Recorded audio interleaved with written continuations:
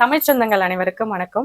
இந்த வீடியோல நம்ம என்ன பார்க்க போறோம்னா, குழந்தைகளுக்கு தேவையான எளிமையான 20 திருக்குறளை தான் நம்ம பார்க்க போறோம். எல்லாரும் கடவுள் வாழ்த்த கட்டாயம் சொல்லி கொடுத்துருவோம். அதனால கடவுள் வாழ்த்து இல்லாம வேற என்ன மாதிரியான திருக்குறளை சொல்லி கொடுக்கலாம் அப்படின்றத இந்த வீடியோல பார்ப்போம். இப்ப நிறைய பேரு எங்க கிட்ட திருக்குறளை குழந்தைங்களுக்கு எப்படி சொல்லி கொடுக்கலாம், என்ன மாதிரியான திருக்குறள் எல்லாம் சொல்லி கொடுக்கலாம் அப்படின்னு கேட்கறனால அதை நான் என்னன்றதை ஃபர்ஸ்ட் சொல்லிடுறேன். குழந்தைங்களுக்கு நம்ம ஒரு 1.5 வயசுல இருந்தே திருக்குறளை சொல்லி கொடுக்கலாம். அவங்க கட்டாயமா அப்சர்வ் பண்ணுவாங்க. அவங்களுக்கு அந்த அளவுக்கு மெமரி பவர் அந்த வயசுல இருக்கும். ஏன்னா எங்க பாப்பாவுக்கும் நான் ஒரு 1.25 வயசுலதான் திருக்குறள் சொல்லி கொடுக்க ஆரம்பிச்சேன். எப்படி சொல்லி கொடுத்தேன்னா, ஒரு வார்த்தையா பிரிச்சு நம்ம சொல்லி கொடுக்கணும். இப்ப அன்பிலார் எல்லாம் தமக்குரியர் அப்படின்னு நம்ம கேப் விட்டு நிறுத்தி சொல்லி கொடுக்கணும். அவங்க ஃபர்ஸ்ட் அப்சர்வ் பண்ணிப்பாங்க. ஒரு 1 வீக்லயே கட்டாயமா அவங்க பிக்கப் பண்ணிப்பாங்க. நம்ம ஒவ்வொரு வார்த்தையா நம்ம பிரிச்சு சொல்லி கொடுக்கும் போது ஒரு வாரத்திலேயே அந்த குரலை அவங்க பிக்கப் பண்ணிப்பாங்க. ஃபர்ஸ்ட் நம்ம ஒரு 3 திருக்குறள் இல்ல ஒரு 2 திருக்குறள் சொல்லி கொடுக்கலாம். அதையே டெய்லி நம்ம அவங்களுக்கு ரிவிஷன் பண்ணிக்கிட்டே இருக்கணும். போக போக அடுத்தடுத்த நாள்ல அவங்க ஒரு 1 வீக் இல்ல 2 வீக்ல கூட அவங்க சீக்கிரமா சொல்றதுக்கான வாய்ப்பு இருக்குது. ஆனா சொன்ன திருக்குறளையே திரும்ப திரும்ப நம்ம சொல்லி கொடுத்துக்கிட்டே இருக்கணும். அடுத்தடுத்த நாள் ஒரு திருக்குறளா நம்ம இன்க்ரீஸ் பண்ண அவங்களும் கட்டாயம் பிக்கப் பண்ணிப்பாங்க. இப்ப இந்த வீடியோல என்ன 20 திருக்குறளை பார்க்கலாம் அப்படின்றத பார்ப்போம். முதல் குறளை பார்ப்போம். அன்பிலார் எல்லாம் தமக்குரியர் அன்புடையார் என்பும் உரியர் பிறர். அன்பிலார் எல்லாம் தமக்குரியர் அன்புடையார் என்பும் உரியர் பிறர்க்கு. அதாவது அன்பு இல்லாதவங்க தான் எல்லாம் தமக்கே சொந்தம்னு வச்சுப்பாங்களாம். அன்பு உடையவங்க தன்னோட எலும்ப கூட மத்தவங்களுக்குன்னு கொடுப்பாங்கன்னு திருவள்ளுவர் சொல்றாருங்க. அடுத்த குறள், அன்பும் அறனும் உடைத்தாயின் இல்வாழ்க்கை பண்பும் பயனும் அது. அதாவது குடும்ப வாழ்க்கைக்கு அன்புடனும் அறத்தோடனும் வாழ்றதுதான் அந்த வாழ்க்கைக்கான பண்பும் பயனும் அப்படின்னு திருவள்ளுவர் சொல்றாரு. 3வது குறள் பாத்தீங்கன்னா, இனிய உளவாக இன்னாத கூறல் கனி இருப்ப காய் கவர்ந்தற்று. அதாவது நம்ம கனி இருக்கிறப்ப காயை போய் சாப்பிடுவோங்களா? கனியை தானே சாப்பிடுவோம். அதுதான் இந்த குறளை திருவள்ளுவர் சொல்றாரு. அதாவது இனிய சொல்லு இருக்கும்போது நம்ம ஏன் கடுஞ்சொல்ல பேசணும்னு திருவள்ளுவர் கேட்கிறாருங்க. அதாவது முடிஞ்ச அளவுக்கு இனிய சொல்ல பேசுறதுதான் நமக்கு நல்லதுன்னு குழந்தைங்களுக்கு சொல்லி கொடுக்கலாம். குழந்தைங்களுக்கு ஒருவேளை பொருள் புரிஞ்சிக்க முடியாது அப்படின்னா நம்ம குறளை மட்டுமே சொல்லி கொடுத்தா போதுமானதுங்க. வளர வளர அவங்களுக்கு நம்ம அதுக்கப்புறம் பொருள் கூட சொல்லி கொடுக்கலாம். இல்ல அவங்களே கூட கேட்பாங்க, நம்ம எப்படிமா இந்த குறளுக்கு என்னமா அர்த்தம் அப்படின்னு கேட்கும் போது நம்ம போக போக அதுக்கப்புறம் நம்ம சொல்லி கொடுக்கலாம். அடுத்து 4வது குறள் பாத்தீங்கன்னா, நன்றி மறப்பது நன்றன்று நன்றல்லது அன்றே மறப்பது நன்று. நன்றி மறப்பது நன்றன்றுனா ஒருத்தவங்க செஞ்ச நன்மைய நம்ம மறக்க கூடாது. அன்றே மறப்பது நன்றுனா ஒருத்தவங்க செஞ்ச தீமையை நம்ம அன்னைக்கே மறக்கிறது தான் நன்மையானதுன்னு திருவள்ளுவர் சொல்றாரு. அடுத்த குறள், செய்யாமல் செய்த உதவிக்கு வையகமும் வானகமும் ஆற்றல் அரிது. அதாவதுங்க, நம்ம எந்த ஒரு உதவியும் செய்யாம இருக்கும்போது நமக்கு ஒருத்தவங்க உதவி செய்வாங்க பாத்தீங்களா, அதுக்கு இந்த விண்ணுலகத்தையும் மண்ணுலகத்தையும் ஈடாக கொடுத்தாலும் இணையாகாதுன்னு திருவள்ளுவர் சொல்றாரு. அடுத்த குறள் பாத்தீங்கன்னா, குழலினிது யாழினிது என்ப தம்மக்கள் மழலை சொல் கேளாதவர். அதாவது தன்னுடைய குழந்தைங்களோட மழலை சொல்ல கேட்டு மகிழாதவங்க தான் குழலோசை இனிது யாழோசை இனிதுன்னு சொல்லுவாங்களாமா. அடுத்த குறள் பாத்தீங்கன்னா, இருக்கிற எல்லா குறளுக்குமே முதன்மையான ஒரு திருக்குறளுங்க. அதாவது திருக்குறள்னாலே அறம் பொருள் இன்பம்னு இருக்கு இல்லையா, அதுல அறத்தை பத்தி சொல்லக்கூடிய ஒரு முக்கியமான திருக்குறள். மனத்துக்கண் மாசிலன் ஆதல் அனைத்தரன் ஆகுல நீர பெற. மனத்துக்கண் மாசிலன் ஆதல் அனைத்தரன் ஆகுல நீர பெற. அதாவது அறம்னா என்னன்னா, மனசுல குற்றம் இல்லாம இருக்கிறது தாங்க அறம். அதாவது நம்ம ஒருத்தவங்களுக்கு கெடுதல் நினைக்காம இருக்கிறதுன்னு சொல்லலாம். மத்தது எல்லாமே ஆரவார தன்மை உடையது அப்படின்னு திருவள்ளுவர் சொல்றாருங்க. அடுத்து ரொம்ப முக்கியமான ஒரு குறள், ஈன்ற பொழுதின் பெரிதுவக்கும் தன் மகனை சான்றோன் என கேட்ட தாய். அதாவது நம்ம குழந்தைங்களை அறிவுல சிறந்தவங்கன்னு நம்ம ஒரு கேட்போம் இல்லையா, நம்ம குழந்தைங்களை அறிவுல சிறந்தவங்கன்னு நம்ம காதுபட கேட்கும் போது நம்ம பெத்தெடுத்தப்ப கிடைச்ச சந்தோஷத்தை விட அளவுக்கு அதிகமா நம்ம சந்தோஷப்படுவோம்னு திருவள்ளுவர் சொல்றாரு. அம்மாக்கள் எல்லாருமே இந்த குறளை கட்டாயம் தெரிஞ்சிருக்கணுங்க. ஒழுக்கம் விழுப்பம் தரலான் ஒழுக்கம் உயிரினும் ஓம்பப்படும். அதாவது ஒழுக்கம் சிறப்பை தர்றதுனால அந்த ஒழுக்கத்தை நம்ம உயிரை விட மேலானதா பாதுகாக்கணும்னு திருவள்ளுவர் சொல்றாருங்க. அகழ்வாரை தாங்கும் நிலம் போல தம்மை இகழ்வார் பொறுத்தல் தலை. அதாவது தோன்றவங்களையும் இந்த பூமி என்ன பண்ணுது, தாங்கிட்டு தானே இருக்குது, பொறுத்துக்கிட்டு தானே இருக்கு. அந்த மாதிரி நம்மளை இகழ்ந்து பேசுறவங்க, நம்மளை கடுஞ்சொல் பேசுறவங்கள நம்ம பொறுத்து கொள்ளணும்னு திருவள்ளுவர் சொல்றாருங்க. அடுத்த குறள் பாத்தீங்கன்னா, தானம் தவம் இரண்டும் தங்கா வியனுலகம் வானம் வழங்காதெனின். அதாவது இந்த உலகத்துல மழையே இல்லைன்னா தானமும் தவமும் நடக்காதுன்னு சொல்றாரு. அப்ப நம்ம குழந்தைங்களுக்கு மழையோட அருமையையும் மழைநீர் சேகரிப்போட அவசியத்தை பத்தியும் நம்ம கட்டாயம் எடுத்து சொல்லணுங்க.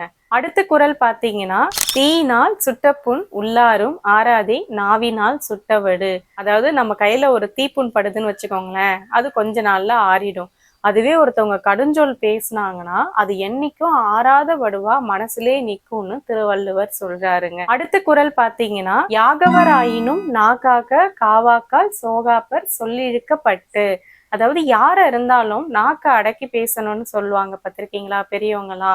அந்த மாதிரி நாக்க அடக்கி பேசணுங்க, இல்லைன்னா நம்ம சொல் குற்றத்துக்கு ஆளாகிடுவோம் அப்படின்னு திருவள்ளுவர் சொல்றாரு. அடுத்த குறள், மோப்ப குழையும் அனிச்சம் முகந்தெரிந்து நோக்க குழையும் விருந்து. அதாவது அனிச்ச மலர் இருக்கிறதுலே ரொம்ப மென்மையானதுங்க. அந்த அனிச்ச மலரை மூந்து பார்த்தாலே வாடி போயிடுமா. அந்த மாதிரி வந்த விருந்தினரை நம்ம முகம் சுழிச்சு நம்ம நடந்துக்கும் போது விருந்தினர் வாடி போயிடுவாங்கன்னு திருவள்ளுவர் சொல்றாருங்க. அப்ப நம்ம குழந்தைங்களுக்கு இந்த திருக்குறள் மூலயமா எடுத்து சொல்லலாம். வர்றவங்களை எப்படி உபசரிக்கணும், வாங்கன்னு சொல்றதோ, இன்முகத்தோட பேசுறதோ, வாங்க உக்காருங்க, இந்த மாதிரி நம்ம குழந்தைங்களுக்கு இந்த திருக்குறள் மூலயமா நம்ம அழகா அவங்களுக்கு எடுத்து சொல்லலாம். அடுத்த குறள் பாத்தீங்கன்னா, தன்னெஞ்சு அறிவது பொய்யற்க பொய்த்த பின் தன்னெஞ்சே தன்னை சுடும். அதாவது நம்ம மனசு அறிய ஒரு பொய் சொன்னோன்னா நம்ம மனசையே அது வருத்தும் அப்படின்னு திருவள்ளுவர் சொல்றாருங்க. நம்ம மனசறிஞ்சு ஒரு பொய் சொன்னோன்னு வச்சுக்கோங்களேன், ஐயோ பொய் சொல்லிட்டுமேன்னு நமக்கு மனசுல ஒருத்தும் பார்த்தீங்களா? அதுதான் இந்த குறளுக்கான விளக்கம். அடுத்த குறள் பாத்தீங்கன்னா, ஈதல் இசைப்பட வாழ்தல் அதுவல்லது ஊதியம் இல்லை உயிர்க்கு. அதாவது பிறருக்கு நம்ம கொடுத்து உதவணுங்க, அதனால புகழ்பட வாழணும். பிறருக்கு கொடுத்து புகழ்பட வாழ்றதுதான் இந்த உயிருக்கே ஊதியம்னு சொல்றாரு திருவள்ளுவர். அடுத்த குறள் பாத்தீங்கன்னா, தோன்றின் புகழோடு தோன்றுக அக்திலார் தோன்றலின் தோன்றாமை நன்று. அதாவது நம்ம பிறந்தோம்னா புகழ் உண்டாகிறபடி வாழணும், அப்படி இல்லைன்னா பிறக்காமலேயே இருந்துடணும்னு திருவள்ளுவர் சொல்றாருங்க. அப்ப இந்த குறளை நம்ம உதாரணமா குழந்தைங்களுக்கு அழகா எடுத்து சொல்லும் போது அப்ப அந்த குழந்தைங்களுக்கு மனசுல தோணும், நம்ம அப்பனா புகழ்பட வாழணும் அப்படின்றத நினைப்பாங்க.